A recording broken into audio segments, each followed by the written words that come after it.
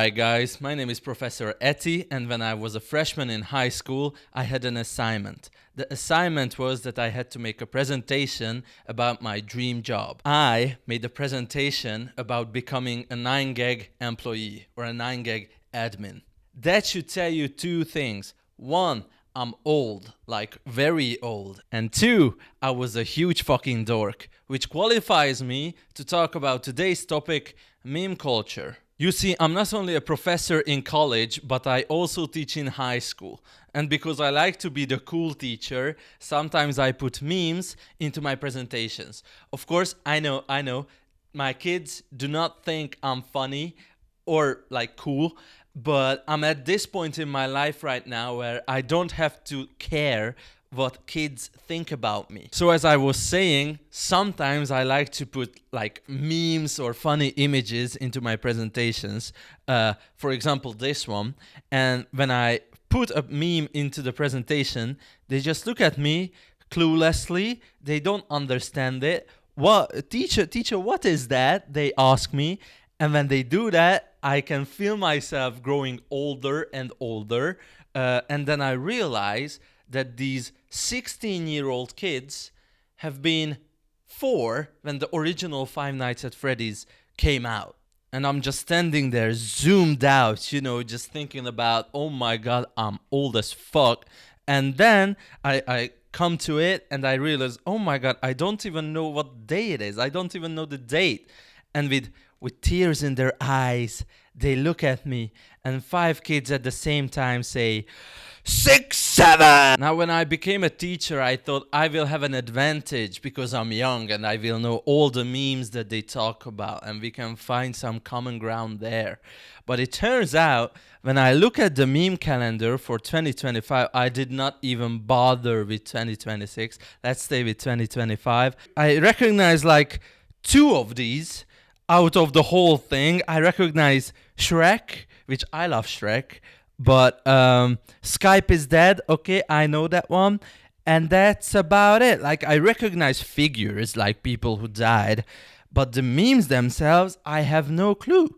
And I was like, why is that? And I realized I am not a chronically online child who spends 8 hours a day on TikTok or Insta Reels. Why, you might be asking?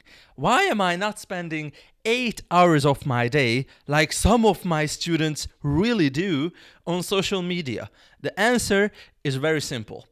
Ain't nobody got time for that. When you're an adult, you have to work. And when you are not working, you have to rest. I remember when I had that sort of free time, but I don't do anymore. And even if I did have the time, the algorithm is so personal.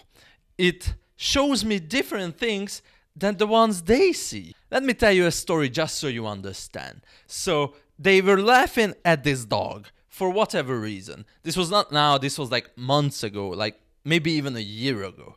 But they were laughing at this dog and I didn't understand why. And then they explained to me that this dog is the chill guy. And it's just funny that he stands there and he doesn't care about anything. And I was like, all right, okay, gotcha. And then for next week's presentation, I put the little dog just standing there like a chill guy, you know the name? I put it on my presentation. And you know what? You know what they told me? My students looked me in the eye and they said, Unc, that meme is as dead as Ohio. You're cooked. And I was just standing there. I didn't know you. Now that you know my background, we can talk about today's topic, which is, when did memes lose their meanings? Now, this is the point where a boring YouTuber would do a history of memes segment, which would be about 8 minutes and not what you came here for. So I'm just gonna skip this whole thing. We are not gonna do a timeline. If you're interested, you can just Google history of memes or meme timeline or anything. It has been done before multiple times. I don't want to do it again. Let's focus on this thing instead. So this is a graph. Everybody loves a good graph. And this is going to be a great graph, I promise you. So in the beginning, memes had no meaning Imagine like 2000 internet. I know some of you were not even alive in 2000, but all right, let's not talk about that. Memes were GIFs like this. Why is this funny, you ask? Well, because this is a banana which is dancing. Bananas are not supposed to dance, so this is funny. The baby is dancing. Again, a baby is not supposed to dance, so this GIF is funny. This is what I mean by no meaning. And then we evolved. The internet became a more normal thing in our lives. And that's when some meaning was introduced. So when you look at this, if Apple makes a car, will it have windows?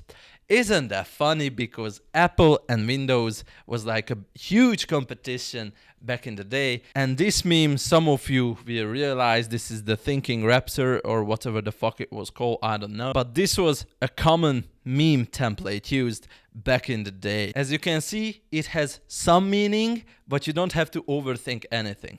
But meta humor also appeared. So if you know this comic, I'm not gonna explain this topic, it's a long story, but if you look at this image and you know, then you will ask one question only. Your question will be, is this loss? This is a bit more complicated to explain, so I will not do it here, but what you have to understand is meta humor, referring to other things the other people should know when they look at the meme, became a usual thing. So to understand this image, you have to know the previous image. That's what some meaning means. And then we reach the point where memes had too much meaning. Not anything serious, just look at this image. In order to understand this meme, you have to understand the parts that make it up. So you have to know who Markiplier is. You need to know who Lord Farquaad is.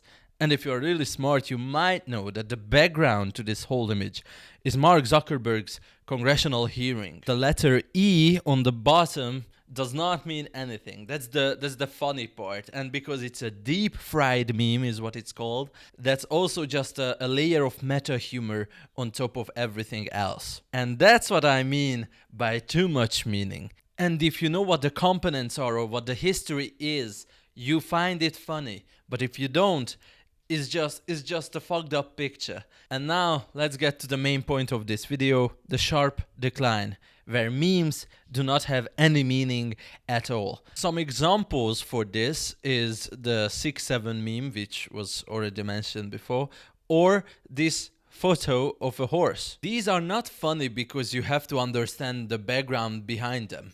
It is the reverse. There is no meaning behind them. And that's what makes it funny. The funny thing is, it has no meaning. But why? Why is this sharp decline here, right now? Let's talk about that. Let's take a look at this image. As we already discussed, you need to know the separate parts to understand the whole image. You need to know who Lord Farquaad is. You need to know who Markiplier is. That's kind of meh. But the other two, you need to know to understand this meme and also find it funny. The first Shrek movie was released in 2001. So in order to know who Lord Farquaad is, you should have been born at around 2000, give or take a couple of years. And of course, people after 2000 can also watch the first Shrek movie. I'm not saying they can't, but this is the main age group that is familiar with Lord Farquaad. You also need to know who Markiplier is.